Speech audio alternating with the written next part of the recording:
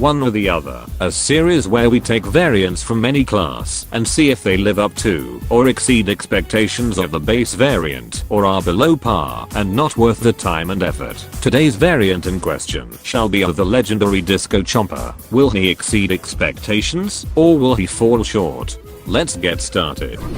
The Disco Chomper is the legendary variant of the Chomper class that can be obtained by opening hundreds of sticker packs and fills the role of the legendary variant of the Chomper class. Their primary weapon is a bite attack like most Chompers, though is slightly on the slower side at only 115 rounds per minute, and each chomp deals 30 damage with a 4.5 meter range limit. They move at the same speed and have the same health as most Chompers at 175. However, with Disco Chomper being a legendary variant, he has access to a meter known as Disco Fever. Disco Fever is one of the 2 legendary meters in the game that has unique conditions in charging it up. To charge the meter, you need to successfully swallow 4 players. I say swallow, as credit to the meter is given when the swallow is complete and not when the enemy is vanquished. Upon filling the meter, for the next 30 seconds, you will move 50% faster, take 25% less damage, and deal 33% more damage, which applies to abilities as well. Now to bring in the stock variant for a comparison.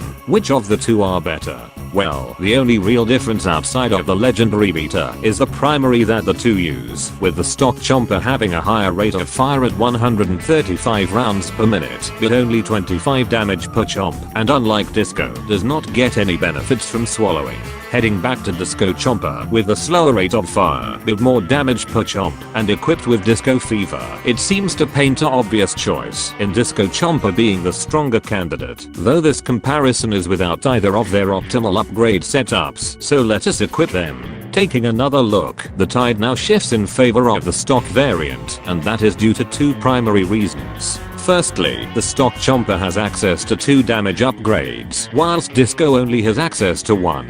This also makes his time to kill slightly longer in comparison to the stock Chomper in most cases, such as the worst case scenario, and whilst he still exceeds him when Disco Fever is obtained, because of its unique charge requirements. Obtaining Disco Fever is way harder than one would expect, since one has to go out of their way to find one-on-one encounters and swallow enemies, which essentially means taking on anything more than a one-on-one when not in Disco Fever can almost certainly be a death sentence if actively going for Disco Fever. This is in stark contrast to the stock Chomper, who, since he doesn't get anything for swallowing, means he can just focus more on chomps rather than actively going for swallows, which makes him more reliable outside of one-on-one encounters. After analyzing further, I can conclude that the Disco Chomper is slightly worse than the base variant. The main flaw that holds Disco Chomper back is due to his meter's unique filling conditions and not having as good of an upgrade lineup as the stock variant. Be sure to come back for the next episode soon, since the December event will be occupying all series uploads for the next week and a half. Thanks for watching, and don't forget to subscribe for more shit like this.